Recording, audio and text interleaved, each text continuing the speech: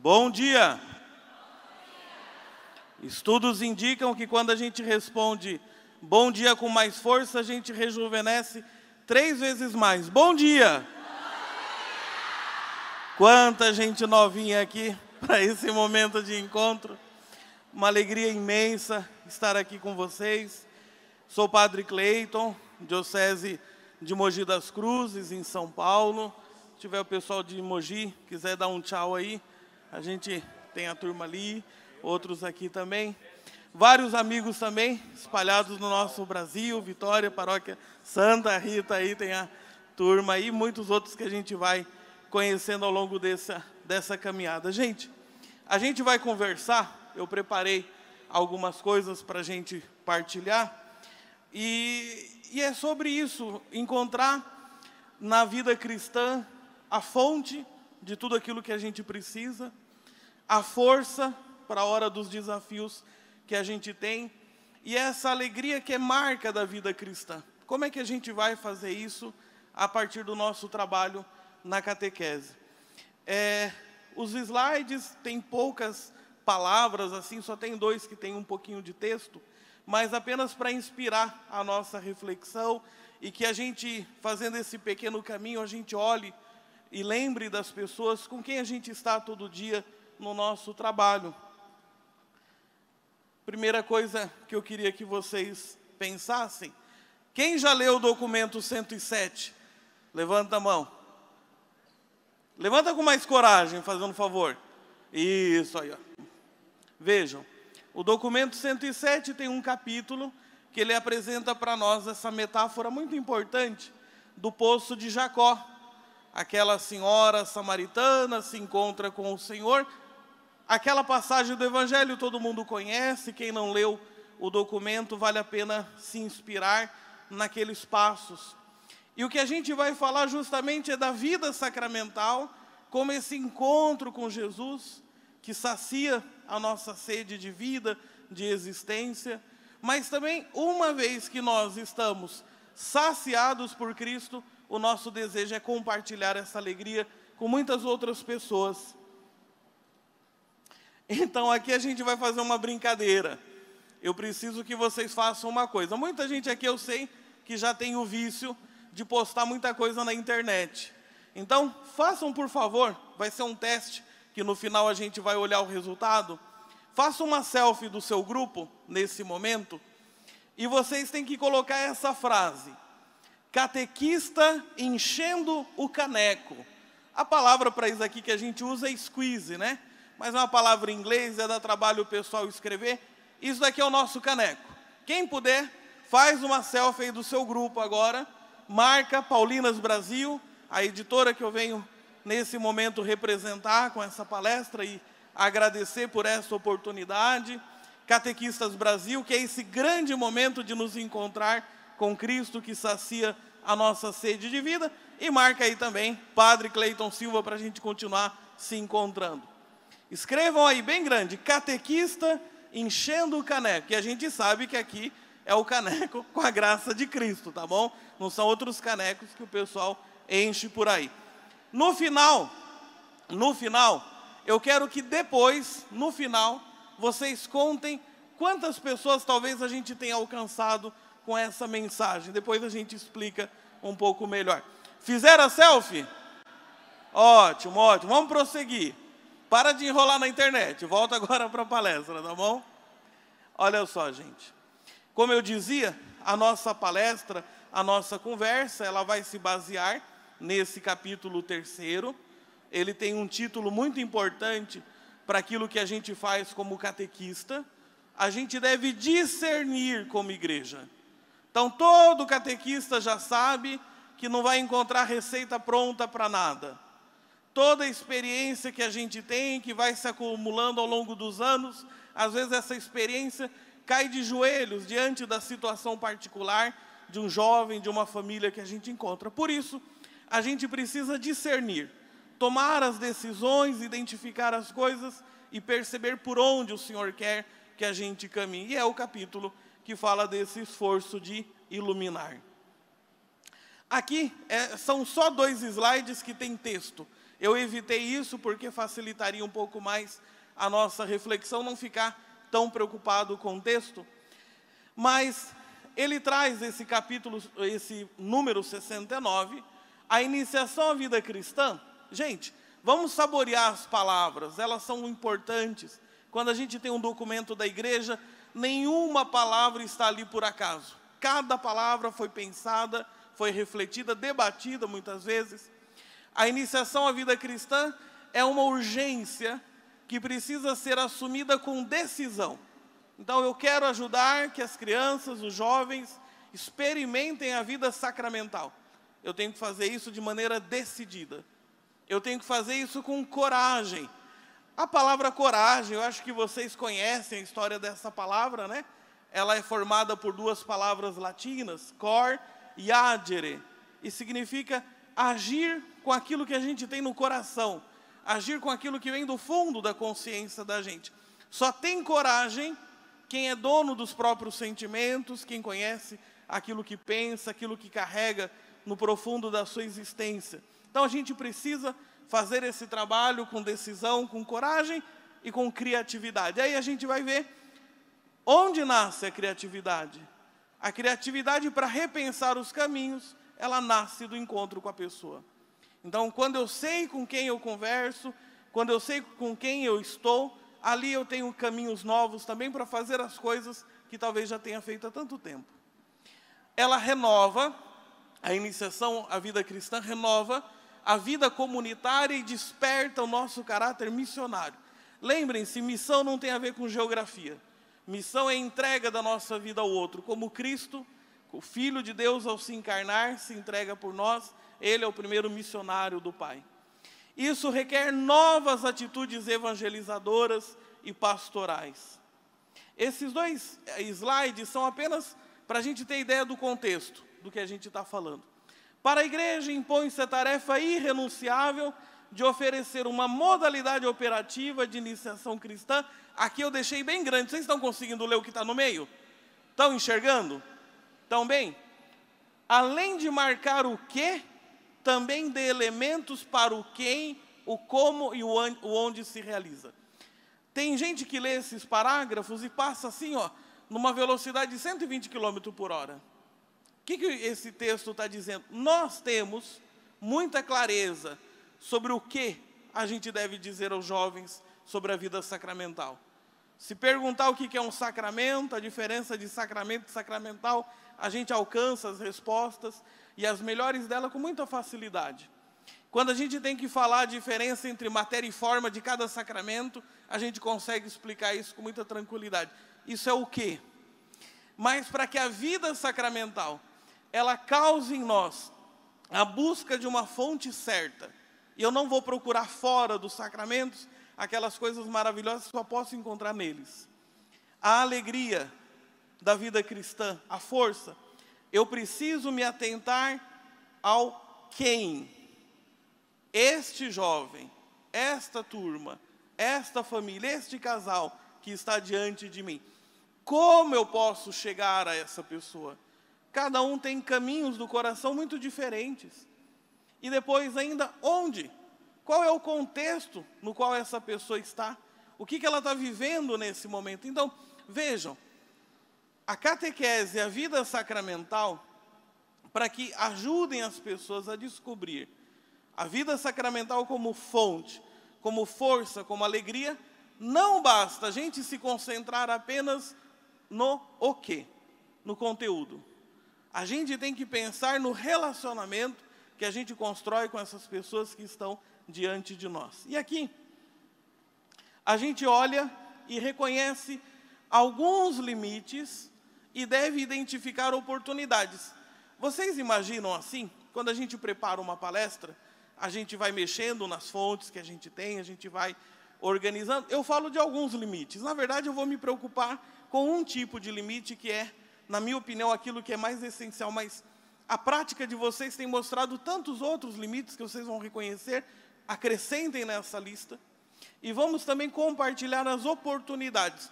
O que pode fazer a gente, no trabalho da catequese, que as crianças e os jovens tenham desejo de receber o sacramento. queiram se confessar, queiram estar em comunhão com Cristo Eucarístico. E aí, à medida que vão avançando na vida, também tomem outras decisões para o matrimônio, para a vida religiosa, para a vida sacerdotal. Quando a gente fala dos limites, vou fazer uma pergunta indiscreta, tá bom? Levanta a mão para responder sim, quem quiser. Quem participou das lives que eram o esquenta do Catequista Brasil? Levanta a mão. Ótimo, maravilha. Quem participou daquela primeira que eu participei? Isso. Lembra que a gente falava de uma dificuldade que era a linguagem? Se a gente não consegue falar na linguagem da outra pessoa, a gente não se comunica direito. E comunicação tem muito a ver com o esforço que eu faço para chegar ao seu coração. Não adianta eu dizer, eu estou falando. Não estão entendendo a responsabilidade deles. Isso é fugir da responsabilidade. Quando a gente quer se comunicar, a gente quer entrar em comunhão com o outro. E eu preciso perceber qual é a linguagem que envolve o coração dessa pessoa. Do contrário, lembra, eu estou apenas repetindo o que e estou ignorando o quem, o como, o onde. Olha como é importante aquele parágrafo do documento 107. Então, as dificuldades de linguagem, elas fecham para nós a possibilidade de comunicação. E às vezes a palavra que eu uso, ela traz o combinado daquilo que vai ser o processo da pessoa. Depois, o assunto de gerações. Vamos fazer uma brincadeira? Essa daqui também é bastante indiscreta, tá bom? Aí levanta a mão quem tiver mais coragem. Quem aqui tem mais de 30 anos? Levanta a mão. Ó. Quem aqui tem mais de 40 anos? Levanta a mão. Quem aqui tem mais de 50? Quem tem mais de 60? Eu vou parar por aqui, tá bom? Claro, quem aqui tem menos de 30 anos? Levanta a mão. Olha como pouco, não é tanta gente.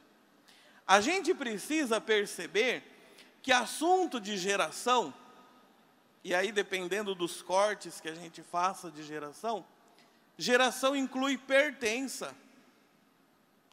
Se você trabalha aqui, seja um ambiente corporativo, por exemplo, chega uma pessoa mais nova, ela sabe que ela vai enfrentar resistência. Ou se o grupo é muito jovem, e você tem um pouco mais de idade e vai participar daquele grupo, seja como um integrante de um nível semelhante, ou alguém que vai ser um responsável, um coordenador, sabe que tem dificuldade. E a gente é capaz de reconhecer todas essas dificuldades no diálogo entre gerações no ambiente de trabalho.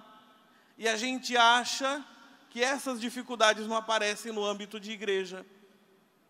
A gente precisa conhecer mais, entender mais como as gerações mais novas funcionam a cabeça, o pensamento, como se expressam e se comunicam, os comportamentos, as atitudes que assumem. Se a gente não faz isso, a gente se concentra no quê? No quê e esquece o quem, o como e o onde. Então, reconhecer os limites e as dificuldades que a gente tem de diálogo entre gerações, isso daí é fundamental. Depois, esses limites, eles trazem duas coisas perigosas para nós. Desentendimento entre as gerações, desentendimento nos grupos, nos diálogos que a gente tem com as pessoas, e desconfiança. Será que o meu catequista me oferece o melhor que ele tem, como fé, como testemunho, ou apenas ele só está reproduzindo para mim, de um jeito mais suave, aquelas dificuldades que eu encontro com a minha mãe ou com o meu pai? Isso vai gerando desconfiança. E quando a gente não confia, a gente rejeita tudo aquilo que o outro traz. Então, tomar consciência disso. Voltem a esse capítulo 3º do 107, e pode ser que a gente vá identificar algumas coisas bastante preciosas para o nosso trabalho. Do contrário, a gente fala de vida sacramental, mas não a busca como fonte, não encontra nela força, menos ainda alegria. Se torna um peso.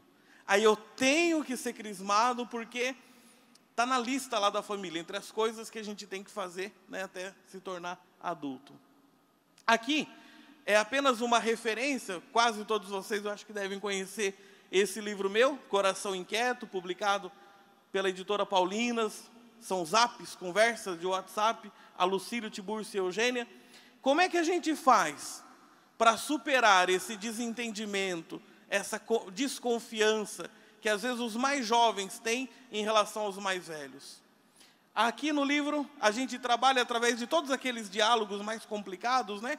Como é que você conversa com um jovem sobre sexualidade, pornografia, namoro santo, dificuldade de relacionamento com os pais?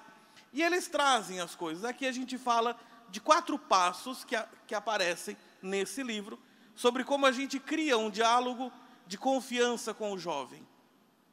A gente acolhe a inquietação que ele traz, a gente ajuda o jovem a desembrulhar essa inquietação, e desembrulhar é porque nem sempre ele tem palavras para explicar bem a inquietação que está no coração dele. Mas aí depois, é onde a gente pode tropeçar, a gente ilumina. Iluminar não é dizer ao outro o que o outro vai fazer, porque eu sempre tenho que reconhecer que o quem dele é diferente do meu, o como dele é diferente do meu, o onde dele completamente diferente do meu.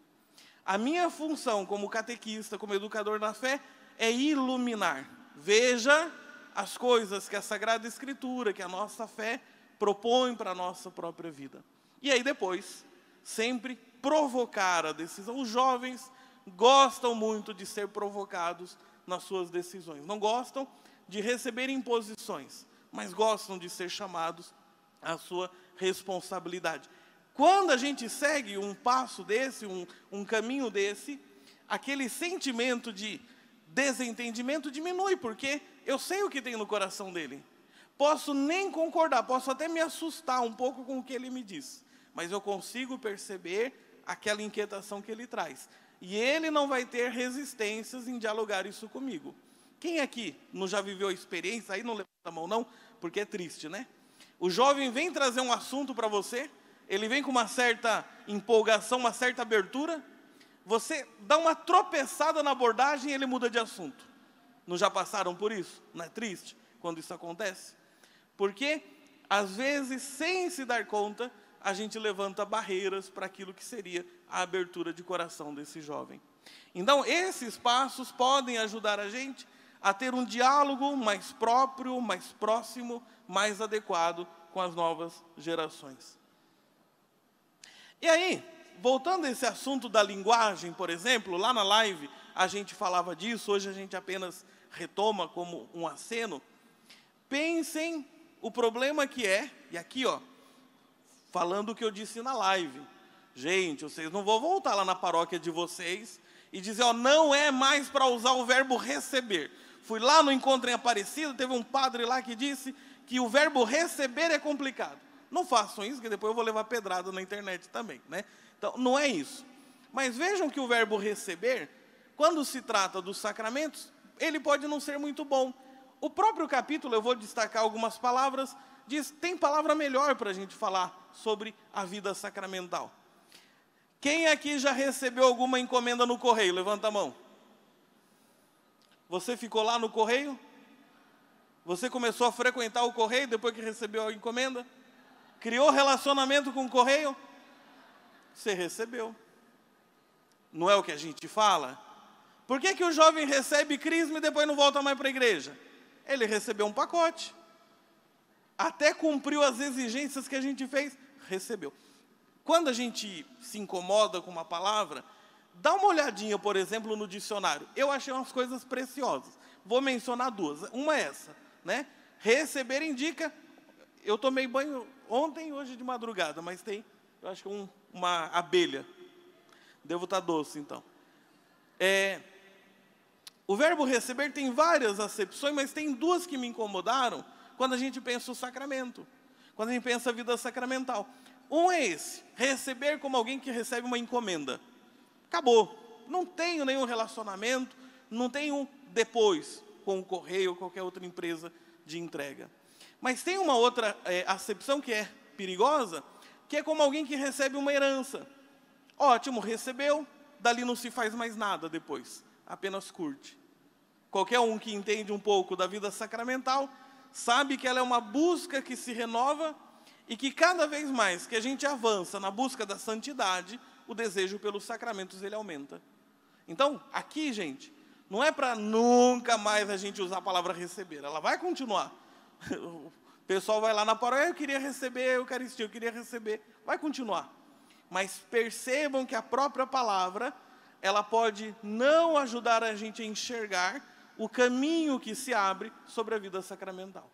Por outro lado, o próprio documento, só nesse capítulo, que é o terceiro que a gente tem mencionado, ele traz um monte de outras palavras que podem ajudar a gente a entender melhor o que é a vida sacramental. Eu gosto desse verbo, inserido, é a palavra que também se fala como ser enxertado, é uma imagem bíblica. Quando a gente lê Romanos 5, São Paulo faz aquela meditação linda sobre o que é ser cristão. Ser cristão é ser enxertado em Cristo. É a palavra sinfitói, da onde a gente tem depois os neófitos. Nós somos novos brotos da vida de Cristo. A gente está enxertado, a gente está inserido. Já pensou que diferença? Alguém que viesse, padre, eu quero inserir meu filho na vida cristã. Não estou dizendo que só quero batizar ou só quero que receba. Eu quero inserir, quero ser inserido na vida cristã. Não tem uma conotação diferente? Não vai provocar nas pessoas mudanças de atitudes, novas atitudes? Cada palavra, ela traz um peso de significado. Ou quando você pensa a imagem da vida cristã como imergir, entrar nesse grande mar que é o coração de nosso Senhor. Ou depois aparece ali a palavra mergulhar. A própria palavra batismo, a gente sabe que na sua etimologia quer dizer mergulhar. A gente vai fazer inscrição agora para aqueles que querem mergulhar em Cristo. Não é só receber um pacote ou um combo sacramental. Queridos irmãos e irmãs, estão acompanhando a diferença das palavras? Claro que a gente não vai voltar para casa com uma moda de palavras novas, mas a gente vai ter que tomar mais consciência que o modo como eu apresento a vida sacramental, a palavra, ela pode produzir em nós compreensões diferentes. E aí, prossegue com outras palavras, por exemplo, caminhar. A imagem do povo de Deus é um povo peregrino, é o povo que sabe que está sempre de passagem. Ou a carta aos Hebreus diz, a gente não tem casa própria, a gente está sempre buscando essa morada definitiva, que é a nossa vida completa em Cristo Jesus. Olha que imagem diferente. Eu quero começar a fazer catequese de adulto. Quando é que acaba, padre? Aí você vai dizer, você vai ser inserido, é uma peregrinação que não termina. Claro que há processos mais formais, explícitos, e outros que vão sendo acompanhados. A própria palavra transformar tem a ideia de converter. Quem aqui se converteu e nunca mais teve que mudar nada? Não existe. Então, vamos levar mais a sério que a palavra que a gente usa tem um peso. Quanto mais a gente tomar consciência da palavra, a gente vai ajudar as pessoas a evocarem imagens diferentes sobre a vida sacramental. A vida sacramental não é alguma coisa para receber, é alguma coisa para a gente estar inserido, nela mergulhar, nela peregrinar. Aqui, a gente começa, então, o cuidado que a gente tem nesse momento é sempre reconhecer assim, toda metáfora, ela tem a sua riqueza, ela tem o seu limite. Eu vou propor para vocês algumas reflexões que podem ajudar a gente a olhar o sacramento como alguma coisa que a gente busca, como quando eu tenho sede, eu vou atrás da água, eu vou atrás da fonte. Então, quais são as oportunidades que a gente tem para apresentar os sacramentos de uma maneira diferente? Então, aqui a gente lembrava aquela distinção entre o que e o quem, como, onde. Olha que bacana, aqui é uma proposta minha da gente pensar os sacramentos a partir da nossa sede. Eu vou ter que interromper a palestra para erguer um pouco a calça, gente. Vocês... Perdão, porque há umas mudanças na vida da gente, e aí a calça ela vai ter que estar acima da curva, não abaixo da curva, né? Então, feito o parênteses, voltemos aqui à vida sacramental. Quando eu busco o batismo, para mim, para o meu filho, para o meu neto, para o meu sobrinho, o que eu estou procurando? Receber uma cerimônia, e aí para essa cerimônia eu quero de qualquer jeito. Então, vocês nunca viram isso aqui no Brasil é raro acontecer. Mas, por exemplo, lá no Alasca, tem quem quer batizar o filho, o neto, né? E o padrinho, a madrinha, não é católico, não é cristão, não tem fé. Então, é possível uma coisa dessa? É. Lá no Alasca. Não no Alasca, não sei como que está lá a comunidade cristã lá. Não tem sentido. Se eu entendo que batismo é entrar numa caminhada de compromisso com Cristo, há certas coisas cairiam por terra. Não posso ficar discutindo se o batismo vai acontecer ou não, porque essa pessoa é muito querida e se ela não tem nada a ver com uma caminhada de fé. Porém, se eu falo que batismo é alguma coisa que se recebe, se torna mais uma decisão minha, como é que eu quero receber. Então, quando eu falo de batismo, eu tenho que pensar num ponto inicial de uma caminhada de salvação. Qual que é a sede que eu tenho? Sede de salvação. Quando a gente entra no batismo, no assunto, por exemplo, do pecado original, qual que é a melhor explicação, mais simples, para a gente explicar o que é o pecado original? Não tem a ver com uma fruta, né? Se era lá uma maçã, uma jabuticaba, uma tâmara, o que era. Mas reconhecer o pecado original é básico. Por mais que eu tenha boa vontade, por mais que eu deseje, sem Deus não consigo me salvar. Aí, todas essas outras modalidades de pensar a fé, em que você coloca toda a ênfase só no que você faz, tem seu valor e o seu peso, mas não explica tudo. Se Deus não me salvar, aí é o tema de Agostinho, se Deus não colocar em mim a sua graça, se Deus não despertar em mim o desejo da sua graça, não consigo caminhar na salvação. Então, a busca do batismo é, antes de tudo, se colocar na disponibilidade de que Deus faça a sua obra na nossa vida. Quando eu penso, por exemplo, eu vou receber a Eucaristia, eu quero comungar, eu quero receber o corpo de Cristo. O que é isso, receber o corpo de Cristo? Eu quero vida na minha vida. E essa busca por alimentar a nossa própria vida, da vida de Jesus, ela não vai significar apenas uma coisa que depende da opinião do outro. Quer ver, por exemplo? Vocês nunca fizeram essa pergunta. São perguntas que se fazem no Alasca. Padre, se eu chegar atrasado na missa, até que hora eu posso comungar? Nunca vocês perguntaram, eu sei disso, eu estou lendo o pensamento de vocês, né? Veja, o atraso que você tem, o que ele significa em relação à sua busca de Cristo? Eu me atrasei por coisas que não dependeram de mim. É uma coisa, eu me atrasei porque eu me coloquei numa situação de me atrasar. Então, reconhecer a Eucaristia como busca por vida, por ânimo, por força. Aí não dá para alguém dizer assim, então eu tenho que vir todo domingo mesmo participar de uma missa. Se é força, talvez você vai ter necessidade, até em outros momentos durante a semana. Então, essa forma aqui, o que a gente está acentuando? Na condição da pessoa. Óbvio que não pode esquecer os outros elementos sobre a Eucaristia, mas eu tenho que perceber também qual é a sede que eu tenho, ou no caso aqui, qual é a fome que eu tenho, o que eu preciso. Olhem que interessante, quando a gente fala de crisma, não só como confirmar o batismo, isso é óbvio, está lá no catecismo, mas é aquele momento da vida do adolescente. Espero que não tenha adolescente aqui, que eles vão ficar bravos comigo, mas adolescente vai virando uma turma bastante chata, não é? Tudo aquilo que ele sempre fazia, se a mãe já adiantar na frente dele, ele diz que não quer, porque ele quer tomar decisão. É um momento importante da vida deles. Eles querem decidir. E eu preciso ajudar o jovem a compreender que ser crismado é um momento importantíssimo na vida dele em que ele toma uma decisão sobre ele. Agora, se eu falo que ele toma uma decisão sobre ele, e ele diz, mas eu acho então que eu não quero ser crismado, e aí eu faço uma guerra dentro de casa, eu estou dizendo então que não é ele que decide.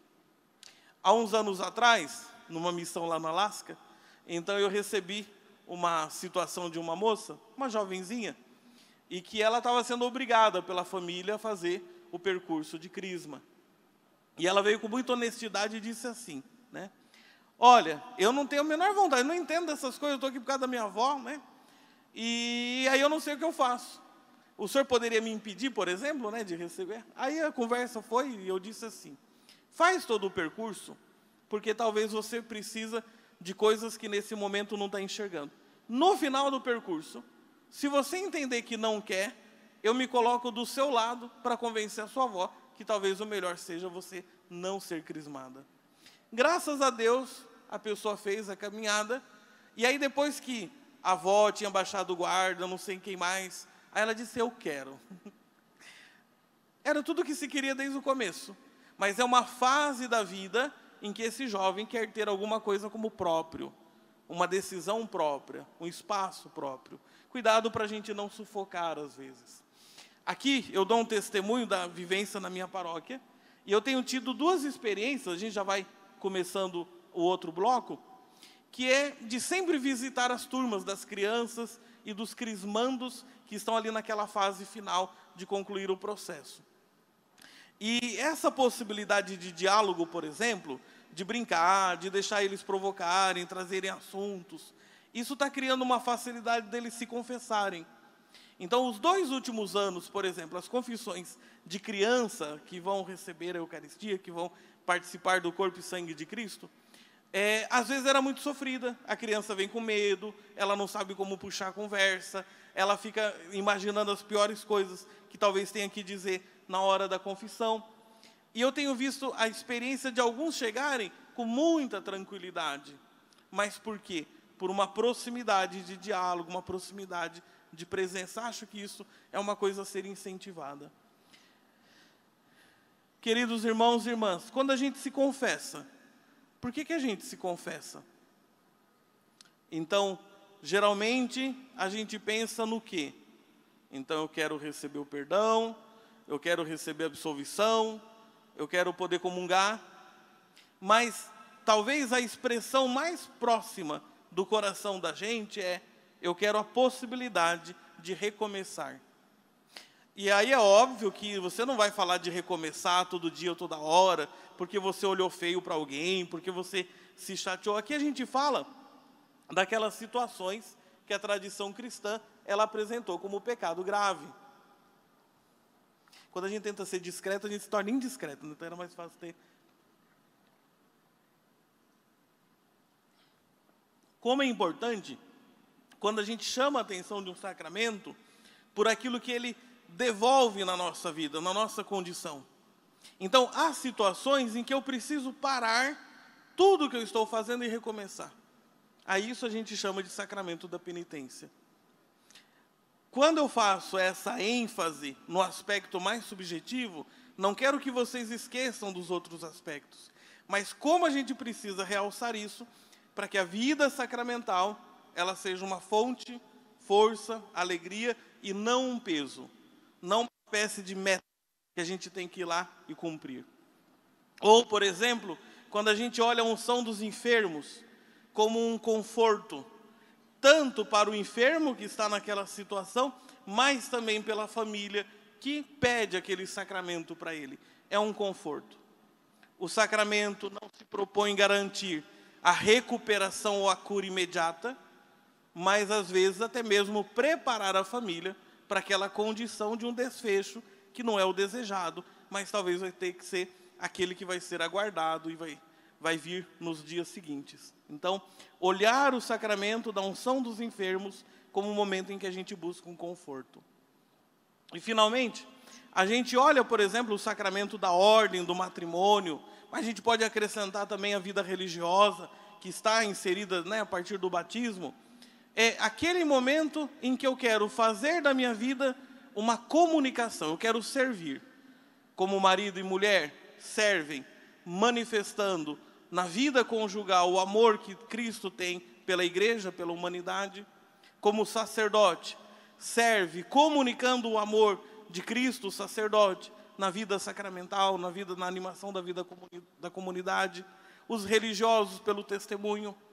Então, quando a gente olha os sacramentos, a partir disso que é uma experiência de sede, de necessidade, a gente consegue buscar o sacramento, porque ele é fonte de alguma coisa para nós.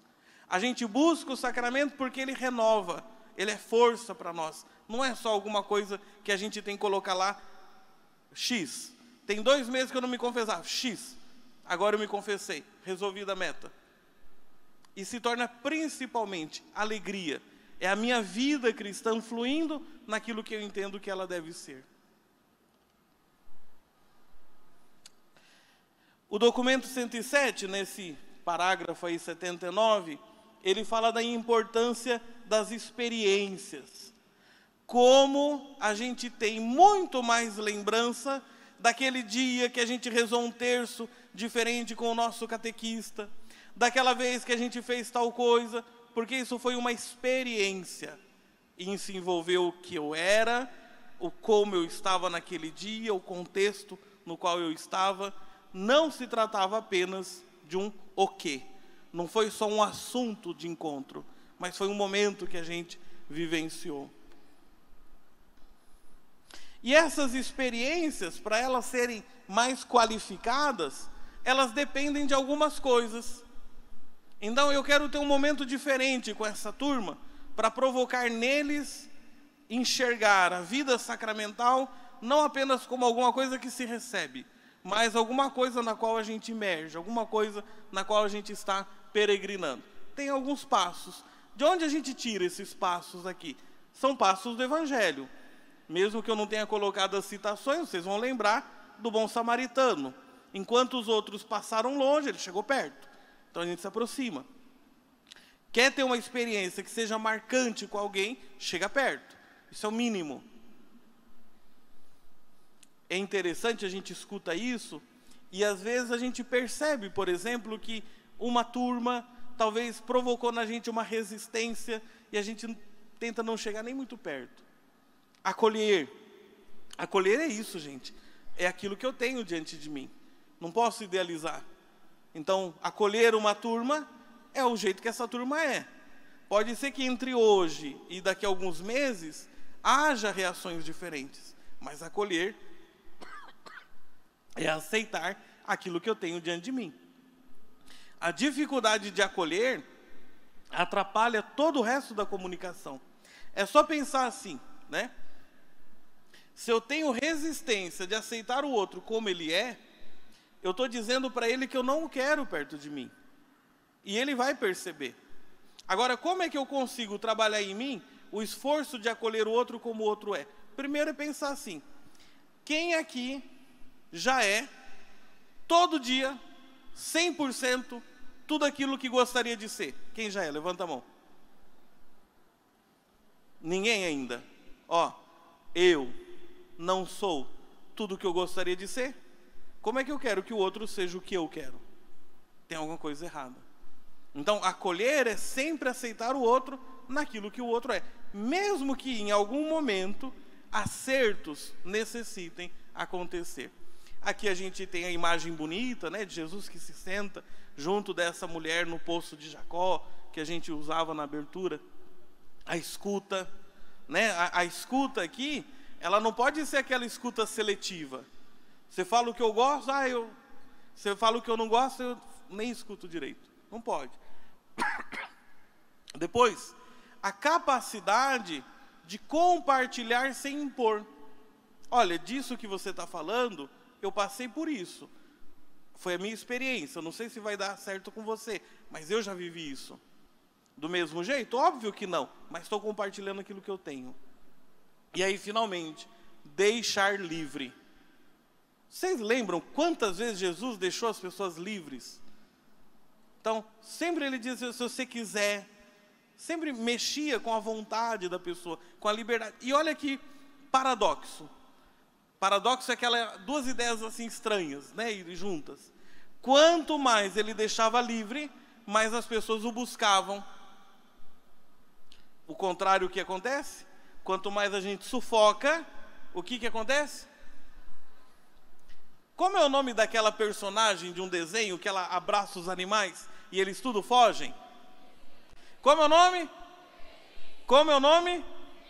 Quem fala alto rejuvenesce 3 vezes, não é? Como é o nome? Pois é, tá cheio de catequista Felícia. Tá cheio de evangelizador Felícia. Tá cheio de pai e mãe Felícia. Querendo, acaba sufocando e espantando. Parece que é uma lógica nossa. Rouba um pouco da liberdade de alguém. Vê se ela quer ficar perto de você. Deixar livre. Deixar livre. Aqui, a gente vai então encerrar. E eu queria que vocês dessem uma olhadinha rápida na postagem que vocês fizeram. Se você consegue contar, se você recebeu alguma curtida, se alguém lá deixou algum comentário, dá uma olhadinha rapidinho. Você tem meio segundo para fazer esse levantamento aí. Aí depende, né? Tem gente que posta numa situação que às vezes não vai dar muito resultado, mas alguns conseguiram. A gente não vai fazer a conta disso agora. Oi? Ó, 37 é bastante, né? Se você pensar que o que está aqui, o que a gente colocou... Ah, esse braço aqui, cadê o Douglas? Eu vi o Douglas andando por aqui. O braço não é meu, tá? É do Douglas. Eu precisava da foto, aí ele mandou a foto, ele segurando o squeeze aí que a gente usou como caneco. Mas olha que coisa legal. Por uma postagem que talvez as pessoas não entenderiam muito bem, mas que gerou nelas uma curiosidade, teve gente se aproximando ali dessa postagem, sem entender muita coisa. Porque hoje, qual que é o nosso poço? Qual que é um dos poços que a gente tem, né, da gente poder ajudar esses jovens? As redes sociais. É ali onde a gente está se encontrando. É ali onde tem tanta gente com sede e, ao mesmo tempo, morrendo de sede, porque não encontra a água de Cristo Jesus. A gente encerra esse momento e eu queria que vocês pensassem nisso. Hoje, ao longo desse encontro, desse momento, desse final de semana, o nosso caneco de evangelização, ele ficou cheio. É o nosso espírito, é a nossa ideia, é a nossa esperança, a nossa revisão de tantas coisas, e que a gente possa voltar alegres na missão. A catequese ajuda a vida sacramental a ser vista como fonte. É lá que eu preciso ir para me refazer. É força para a nossa vida. E é principalmente a alegria da nossa vida cristã.